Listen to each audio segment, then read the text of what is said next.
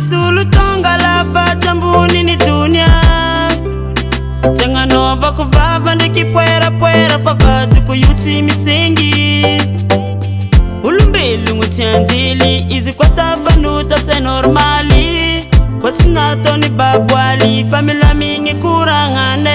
Volagnin'olo fa maditry malaza misolitry fizy koa mbola tsy hitany masona baka zegny tsy mikonte. Volagnin'olo fa maditry malaza misolitry fizy koa mbola tsy hitany masona baka zegny tsy mikonte. Tiako nina ankafiziko nina, tiako nina reveko manja nina.